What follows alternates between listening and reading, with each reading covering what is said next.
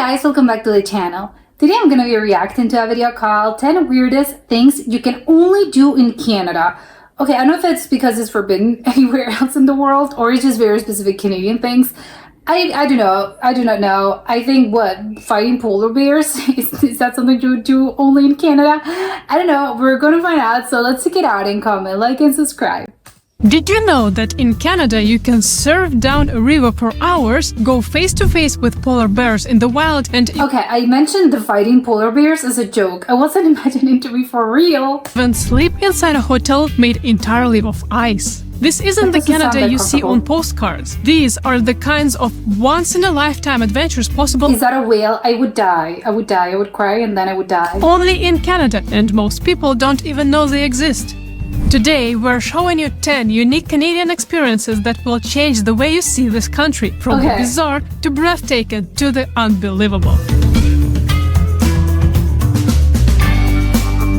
Surfing isn't normally associated with Canada. Yeah. But how about surfing a river? And it's not That's the weird. whitewater rapids popular in Montreal, which is still pretty cool. We're talking about a 1-meter high wave that continuously rushes against the river's natural What? current in New Brunswick. All you have to do at I that don't think I've ever seen this anywhere in my life, or otherwise in the world. I have no idea this kind of thing existed. moment is grab your surfboard at the start of it and ride a literal liquid conveyor belt for kilometers. Okay, this it's happens in the literally Bay a of wave. Fundy, where the world's highest tides create something called a tidal bore, and it only happens twice daily. The wave height can Well, twice daily, that's more than a lot of rivers can say, so... vary, but during full moons, when the tides are the strongest, skilled surfers What? can ride this thing for up to 29 kilometers straight along the Petit Oh my Pontiac God. River. This is the longest and most accessible tidal bore in the world. That's crazy. I have no idea how long does it take them to sort of go to distance. 30 kilometers surfing. Is that minutes? Are we talking minutes? Are we talking seconds? Is it less than a minute? More? I want to know. If you're thinking, okay, well, this sounds awesome, but how do Yeah. I actually do this? Well, first thing, you get a You have to know how to surf to begin with. ticket to Moncton, New Brunswick. There, you can find a viewing grandstand along the Petit Pontiac River, where you can watch the surfing magic every It's so weird because looking at this from the outside, I would have never thought this sort of weird wave existed in this place. day. You just need to make sure that you check out the visitor center before in the Boar Park downtown to get the exact schedule, because timing is everything. Yeah, imagine going to this trip and then, oh, no wave today. Okay, so I just missed my window of opportunity. With this kind of experience. And if you don't mind getting wet and wild, you can drive about an hour to South Maitland in Nova Scotia. There, you can join different rafting. adventure companies for a rafting session where they'll let you ride the boar upstream. Now, one thing Oh, is the size of the rafting waves are determined by the moon. I had no idea, but I think there's plenty of places that I think you can do this, not only in Canada, just in the US and in a lot of places. certain with that. You will get muddy, you will get soaked, but you'll absolutely love every second of it if you're into that kind of thing. Yeah, you have to know. Of course you're gonna get wet. It goes with the whole thing. Best time to go here is May through October, and the full moon periods are the best times when the highest and the strongest tides happen. As a I love it. You're like a werewolf. You have to be, I have to calculate when's the full moon. Then it's the perfect place for me to go. surfer myself, I really like this because instead of having to catch a wave for a few seconds and then having to paddle back in and out all the time, this actually keeps you going on the wave, It's true. carrying you through It's less annoying. It sounds less annoying. different landscapes. You definitely get to feel some adrenaline. And the best part is that it's 100% Canadian surfing. It's true. Now, let's head On a river, nonetheless. to Churchill, Manitoba, one of the only places on that Earth a where you polar can bear? walk on the tundra with wild polar bears. Oh my This God. isn't your typical zoo experience or watching bears from a distance. We are talking about guided walking my safaris, God. where you're literally sharing the same walking pathway with the world's largest land predators as they stroll and wait for the Hudson Bay to freeze. Churchill's location in itself is pretty unique. Yes. The town sits at the exact spot where polar bears from across the Arctic funnel through on their way to the sea ice. Every year, from October through November, hundreds of bears gather here, and you can join specialized guides who take small tourist groups out on foot to observe them in their Sign me up. Yes, sold. natural behavior. You won't be shoulder to shoulder with the bears, of course, but you may walk this I was imagining literally me walking besides the bear, but maybe they're dangerous, right? same Are polar bears dangerous? I don't know. Are there like grizzly bears? Shouldn't you get close to them? tundra landscapes the bears travel through and see resting spots, and, if you're lucky, witness behaviors such as mothers with their cubs. Oh my god. Those are the moments that very few people ever get to experience in the wild. Now, this experience Very few people can say this. comes with serious responsibility.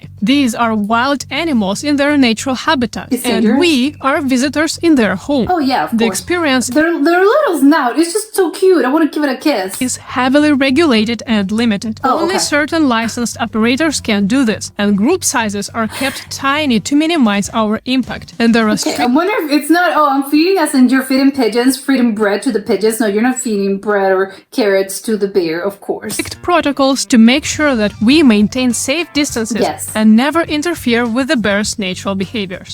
The As you should. I think you have to be responsible. guides have to be trained as wildlife experts who understand bear behavior intimately.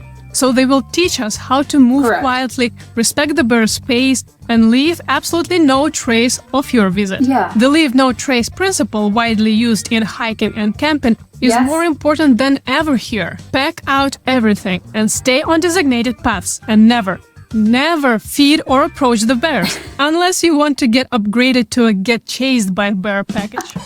This is the most unique experience on the planet. And this privilege comes with responsibility of protecting it and ensuring that these incredible creatures can continue their ancient migration patterns undisturbed. This Oh my god, from that angle, it looked like a dog. It's so cute. experience only continues to exist because we treat it with the respect and Yes, care that these absolutely. magnificent animals deserve.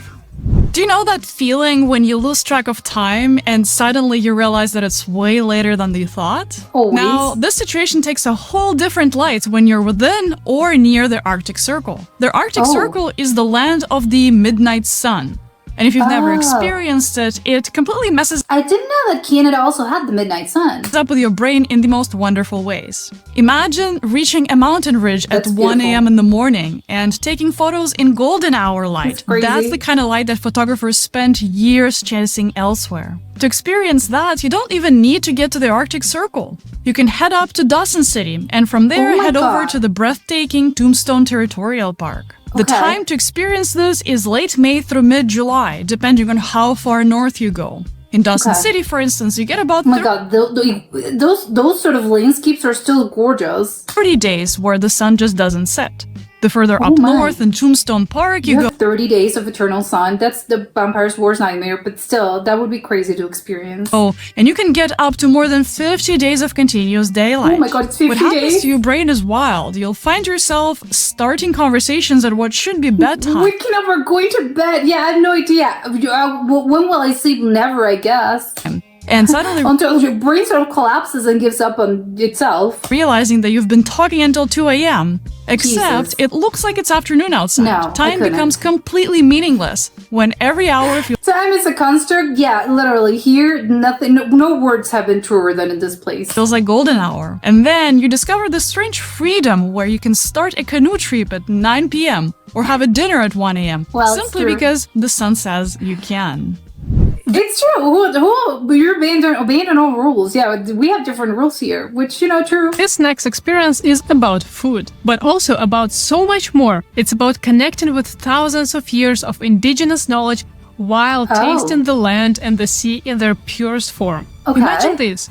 You're walking along a pristine coastline with an indigenous guide who shows you plants that their ancestors relied on for centuries. Then you Ooh. sit down and start up a campfire and cook them together on the beach. That's You can nice. find these experiences on both Canadian coasts. On the East Coast, Nova Scotia and New Brunswick have incredible programs through the Indigenous Tourism Association of Canada. Oh, really? On the West Coast, Vancouver Island around Tofino offers amazing cultural tours on traditional indigenous territories. That's the cool great. thing is that every season there brings something different. Spring gives you fiddleheads and early seaweeds. Summer is all about berries and sea vegetables. Okay. And fall brings wild mushrooms The other plants look like snails. and late season plants. So whenever you go, there is something unique to discover. I'm definitely checking out the mushroom season. What makes this experience even more impactful is that it isn't just learning what to harvest, it's the why. Why certain plants were considered sacred, why they were Why they're traditionally important. prepared, and also hearing oral histories passed down through generations. Oh, that's when you great. sign up for an You have experience to keep the tradition alive. like this, it's not just a food tour. You're No. experiencing a living connection to the land and Yes. traditions that go back thousands of years before European contact. That's beautiful. Canada is home to some pretty weird sports, and Canadians I can see have that. definitely mastered the art of surviving through winters. But here's one sport in particular that sounds absolutely insane until you actually see it in action. Okay. More than the weird river surfing? So picture this. You have a 5-person team racing canoes across the St. Lawrence River. The conditions are less than ideal because, well, the river is partially frozen. So you're paddling are through the you- frozen water. Okay. Then you suddenly cannot advance anymore. You have to jump out of your canoe Oh, no. and start hauling it across the icy patch on foot. Then I just said, well, you have to get wet, but still the boots and sort of getting into the water, getting into your feet. Ugh. you jump back in and paddle again. You repeat this process over and over again my while God. racing against other teams doing the same exact crazy thing. It's like a bizarre. This would drive me insane. I would be so upset. One time, okay, but like the third time, I give up. I can't, it would fill me with rage. bizarre combination of canoeing, ice climbing, and cross-country running, This is a lot of all things. rolled into a one frosty adventure. Quebec City is where you need to be for this, but I especially like the during the drums. winter carnival in February. That's when ice canoeing reaches peak madness. I think we'd be there cheering on them. I wouldn't be doing this. The races happen on the St. Lawrence River between Quebec City and Lévis. And trust That's- me, watching these I athletes think they speak French, right? is both inspiring and slightly terrifying. If you're up for it, you can actually I think it just sounds annoying. try doing it yourself during the carnival. They have beginner-friendly experiences where you won't be racing, but Oh. you'll still get to taste what it's like to haul a wooden canoe across the jagged ice while I forgot about, yes, it's a competition. I mean, even more, no, this is not for me. wearing multiple layers of winter gear. The season runs from late December through March, depending Yeah, but I like you have the opportunity to not just race, just sort of experience the thing without the competition, but still. on the ice conditions. But February is when everything comes alive typically. The Okay. physical challenge is intense here. One yes. moment you have to paddle, like your life depends on it. The next one you're hauling a heavy canoe across the ice. And you do all of that while praying that you don't fall through the ice into the freezing It just, again, just imagining the thing, it fills me with rage. I have no idea why. Just, oh my god, why are we doing this? river. All jokes aside, the level of Canadian creativity when it comes to finding Yes. ways to pass long winter days is absolutely impressive. I bet this came up with, because they were bored by the winter, and they were, we have to move, we have to do something, and they were just bored by skiing or something, and yeah, maybe they come up with this, but they must have been pretty bored. To me, that is true Canadian resilience in action. It's true. They were Every creative. winter, just 30 minutes away from the ice canoeing site in Saint-Gabriel-de-Valcartier, something French. even more mind-blowing happens. There is an entire hotel made out of 30,000 tons of snow and 500 tons of ice. That's a lot of ice. You get iced everything. Ice walls, ice beds, and ice chapel, where real weddings The bed concerns me. It would be cold. How am I going to be able to sleep? take place. It's like stepping into a real-life fairy tale, except you'll also have to sleep in it. The hotel operates What kind of fairy tales involves this? Involve an ice castle? Well, yeah, probably in the wildest of imaginations. That's what people came up with. from early Authors. January through late March, and every year It's actually a short window. I was expecting it to last longer. they rebuild it with completely new themes and designs. You have Room to rebuild temperature it? hovers around -5 degrees Of course, because it's gonna melt once spring comes. Oh my god! What? Oh, this the amount of work it takes. This takes. It's insane. Celsius. But there is a mandatory attribute. You'll have to get wrapped into specialized thermal sleeping bags on beds lined Oh with my deer God. pelts. People say it's actually very cozy. The ice walls are carved with It depends. I think sleeping in cold rooms and being so wrapped up, it's nice. However, not in literal ice. Intricate designs that you can stare at as you try to fall asleep in a freezing hotel. they're And the birds. ethereal blue glow around you will make everything feel Jellyfish? like you're sleeping inside a fairy tale. I think I'd be sleeping inside a spaceship. I think it looks kind of alien-like, at least to me. The morning ritual is something else. You wake up surrounded by ice walls, and then Okay. you head to the warming huts for hot chocolate and warm pastries. The ice bar is apparently legendary too. Everything from your It concerns me. There was obviously they had to have they have to cook the food somehow, but they're keeping it warm with a fire. I'd be concerned about the ice melting, and oh my god, the roof is gonna collapse over my head. glass to the table you're sitting at is my carved God. from ice. Okay, but how are you sitting down? And if I'm sitting down, isn't the ice gonna melt? My butt's gonna get wet. I don't know. I don't like this. And if suddenly That's you feel like you uncomfortable. want to warm up, there's also a spa with Finnish sauna, hot Oh, that's tubs, nice. steam baths, and indoor pool available. Okay, I like this part. That's where I would spend most of the time. Exactly. Nowhere else in the North America can you book a hotel room that really? literally melts away come spring. And that's an experience Yeah, I think it's true. Obviously, nowhere else in North America is that cold. that you will never forget. I love the Imagine light. that you're kayaking in the wild Vancouver Island, and suddenly you feel the whoosh of a killer whale just meters from your kayak. The massive black would fin die. cuts through the water as a family of orcas swims curiously Oh my around God. you. Their intelligent eyes study They're so majestic that it's oh my god, this is incredible. you as You're much being blessed by their presence, basically. as you're watching them. This isn't your common distance sighting from a whale-watching boat that are so popular on both Pacific and Atlantic coasts. No, but you're This there. is an intimate and oftentimes Yeah. vulnerable encounter where whales are the boss. Is it vulnerable for you or for the whales? The waters around Vancouver Island, especially beautiful. around Telegraph Cove, Alert Bay, and Campbell River, offer some of the world's most reliable orca encounters. Oh, These really? resident pods follow salmon runs, so your best bet is July and August when the Okay. salmon are thick and the orcas are hungry. Okay. Companies that specialize in respectful wildlife viewing will take you out in small groups, so it won't Not just the whales, this place looks gorgeous. be a one-on-one private date with a whale. What we've heard everyone say is that the difference between this and a typical whale-watching boat is completely different, like night and day. Engine-free kayaking means that you can actually hear their breathing, you Oh can my hear their God. clicks, and feel their splash as they breach. Humpback whales, sea lions, dolphins, and bald eagles often join this show, Oh my creating a God. wildlife spectacle that very few places on Earth can match. Yes. The season runs May through October, but those peak summer months are when you're almost guaranteed encounters. With this experience, Okay, so it's great. Go into summer. You're 100% you're gonna get to see a whale. you're not just observing nature from a distance, you're actually temporarily joining it. You're sharing the same water space with some of the planet's most intelligent creatures. That's beautiful.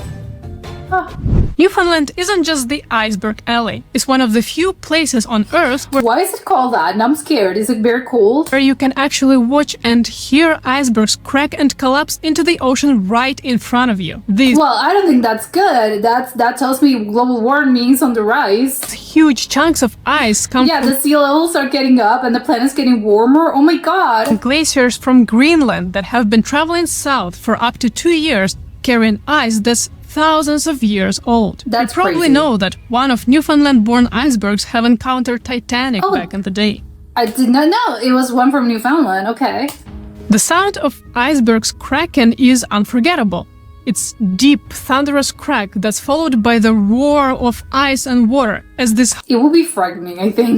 It will be a very, I don't know if unpleasant, but really frightening. house-sized chunks of ice fall into the sea. Locals lovingly call the smaller pieces bergy bits.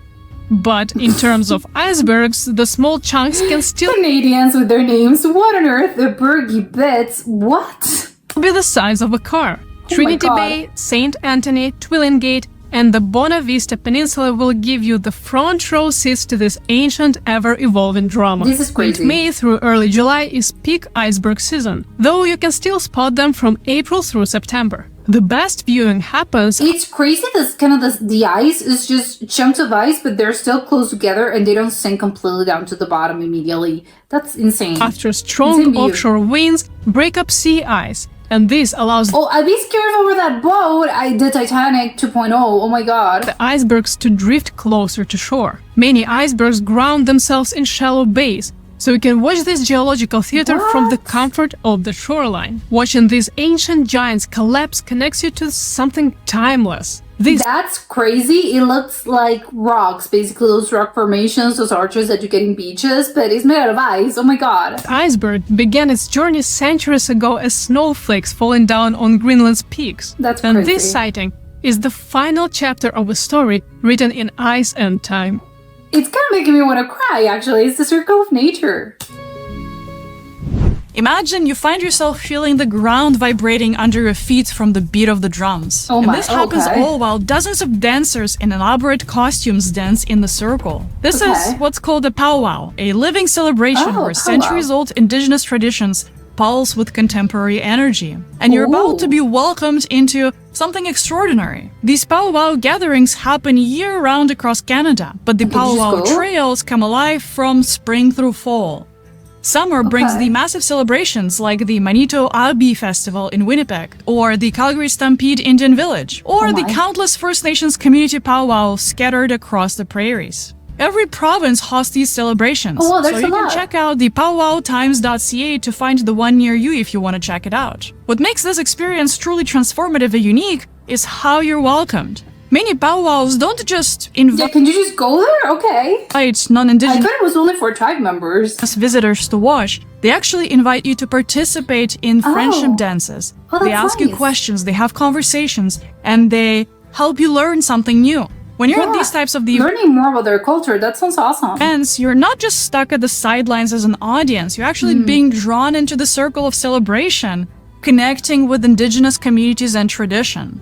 Everybody who's attended this event says that the energy is absolutely infectious, and the hospitality is ultimately Probably the whole spiritual sort of vibe and energy must be out of the roof. authentic and genuine. Plus, they say that the fry bread alone is apparently worth the trip. So Fry let bread, me know if okay. you've tried it, because I definitely want to try one. There's nothing same. more pure and sweetly Canadian than the true spring maple experience. And here's how this Tell needs me to more. happen. First, you have to be at a sugar shack in late winter, Okay. being surrounded by snow-covered maple trees in a must. Then you watch sap being boiled down into liquid gold. And then the magic moment comes. Fresh, hot maple syrup gets poured directly onto clean, sparkling snow. It instantly freezes, Okay, I'm not crazy. Is that sugar or snow? Okay, it's snow. Directly on the snow? What? turning into a chewy, sticky maple taffy rolled up on a popsicle stick. This Oh is my God. one more thing in the long list of things Canadians come up with to survive You can only do this in Canada. winter and celebrate the signs that it's coming to an end. This is Terre de Hable, and you truly cannot experience this outside maple country. Quebec's God. Beauce region and eastern townships offer the most authentic sugar shack experiences, though Ontario's Muskoka region and parts of New Brunswick also host traditional sugaring operations during sugar season. Sugar Okay. shacks are filled with farm I love it's just called sugar season. Okay, sure. tours, traditional music, and brunch food where everything is covered in maple syrup. Literally Oh my God. everything. Was it a miniature house? Am I crazy? Or was that a real cabin? A life-size cabin? Bacon, potatoes, beans, you name it. This The sounds sugar good, shack good. experience requires perfect conditions. The nights must still be below 0 degrees, while Hmm. days are getting warm. You need that to get the maple syrup flowing, with Hmm. March being It needs to melt. in peak season. I remember my first time that I tried the Terre de Rab. My first reaction was, why are they pouring maple on snow? I didn't even realize it was hot. And then the things got weirder for me because they started using a stick to collect the thing that they've just poured on Looks snow. weird, too. But then I was offered to try it. And then I instantly fell in love with Yes, this you converted. thing. Too bad that you can't have too many of them. It is pretty damn sweet. Like Oh, you really? are, if you're still watching. These 10 experiences aren't just bucket list items. They tell the story of Canadian resilience, creativity, and union with the wilderness. Which item are you adding to your bucket list? Which have you tried and how was it? Let us know if we missed anything. Drop your thoughts in the comments below and hit the like button if you learned something new about how fun and unique Canada is. And subscribe for more deep dives into Canada's hidden gems. Get out there and discover Canada, and we'll see you in the next one. Take care. Wow. I know they said, oh, it's not just about, but oh, I'm gonna put a lot of these things on my bucket list. But I'm gonna do exactly that. Yes, all of these things will go will go right onto my bucket list. I think there's so many things to do in Canada. Obviously, yes, Canada's a huge country. There's so many things to do and kind of see. It's beautiful to begin with. I think it's a beautiful country just visually. It has a lot of beautiful landscapes and a lot of beautiful parks and just rivers and woods and forests. But besides that, I love that, okay, it's not just about sort of watching this beautiful kind of views. No, it's also about experiencing a lot of new activities that I've never heard of before. I think, where do I start? I think there are a few of them.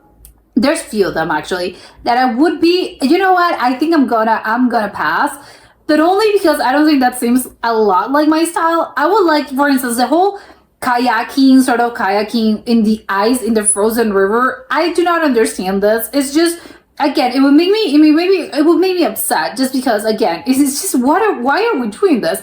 And again, you can apply this to so many things, but it's just me personally. I would be upset about the whole thing. I would be enraged. I would get road rage as a kayak rage. So this is not for me. I think I would like watching the thing, as in, I wouldn't participate. I would like to see how it looks from the outside and just be seeing people struggle. I think it would be crazy, but I think, wow, you need to be in absolutely incredible shape, not just for the kayaking situation. Obviously, kayaking, it takes a lot of arms, a lot of your back. It's the people that do this, and obviously in this professional level, or at least at a competitive level, they're a team. Besides, it's a team, and you all have to be synchronized. Obviously, there's a lot of practices involved in this, and just like any hobby or any sport, it is a sport. So obviously, I would like to see them in action, because those people have to be incredibly in incredible good shape. And just, again, they're sportsmen basically. So yeah, of course, it would be as in watching a professional football game, or a hockey game, something like that. Yeah, of course, I would like to see them. I wouldn't participate. I don't like the thing. I don't like this. I'm just imagining. Again, you're sort of wet because the river, the ice is melting, and the parts of it are frozen. Some of them are not, but the water gets in, and you're kind of wet, but it's still super cold. So you're cold, but you're sweating, and you start moving, and you start sweating, but it's cold, and you get chills. Oh my god! It just looks like a whole thing. Not for me, but again, looks very exciting to be there and cheering them. Yeah, sure, absolutely. The other that I'm not that sure that I would go there, it's the Ice Hotel. Doesn't sound. I mean, yeah, of course, it sounds like a great experience, but just, I think I would be uncomfortable, and I don't know. I think there's other things that I'd rather be doing than spending, I think, a night here. I can see why. I can see the appeal. I would like to check the hotel out. Yes, I would check it out. I would say I would love to see it in real life. I don't know if I would stay. I obviously I do not know. They allowed you to sort of be there without an overnight stay. Can I go check out your hotel? Probably not. It would be, well, no, unless you're sort of, I don't know, eating here at the restaurant, or you're staying there. It's not, I just want to check this thing out, because I think it would be very cold. And again, when you're at a hotel, I'm thinking, I'm going to be comfortable. I'm going to have a nice bath. I'm going to be in a nice room. So this is not really it. So I do not know. Just the idea of, you have to, because I like, you're bundled up. And again, it's nice to sort of sleep in colder rooms. And you super bundled up. You have a lot of duvet or stuff. It's nice. It can be nice. But in this situation, I just do not like the idea of the bed being made out of ice. So you touch it, and it's gonna go, and the frost is gonna be on your fingertips, or it's gonna melt. I don't know. The idea, I am imagining something probably is more comfortable than I am imagining. But just because, again, in my ignorance, I'm gonna pass on that. I like the lights. I think it looks kind of crazy, because they say it was a fairy tale. I don't think it's a fairy tale. I think it resembles more as in a spaceship, very, very futuristic. It looks like Superman's lair. I don't know where his house, not his house. I don't know, wherever he went to. It was sort of a nice sort of ice structure, ice palace. It wasn't a palace. It was just kind of a house. I don't know. But it resembles this. So I'm thinking it looks sort of, again, very sci-fi. I think I'm on a spaceship. So again, for the experience, yeah, maybe I would have a drink. again, maybe if I'm not gonna sit in the bar because again, wouldn't it be cold? I don't know. So maybe I would have a drink. That's it. I maybe I'm not a meal. I think a meal would be. I don't think I would like it just because again, you're kind of being uncomfortable and I can't taste the food. I can't.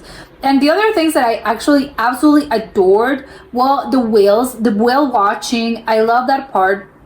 And I think it was Vancouver Island. I think there were several places in which you can do this, and the whales you can see the whales. But not just because the whales are incredible, and again, there were several places that I can't remember their names, but not just the whales, you can see sea lions, and you can see and all the other animals that I can't remember, but also I think it's one of the most beautiful places, Canadian beautiful places that I've ever seen. Is just the river, all those woods, all those forests. They just look gorgeous. I would go there in a heartbeat. That would be my number one. I'm gonna visit Canada. The first thing that I'm gonna go there.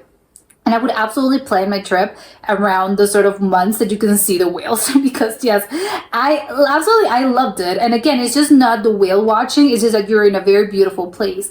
And I think it looked so beautiful. I wonder also you can hike, and there's gotta be some hiking trails around this place because why wouldn't you? I don't think they're gonna miss the opportunity because it's incredible. It looks gorgeous. So yeah, that would be my absolute number one. Yes, absolutely to the top.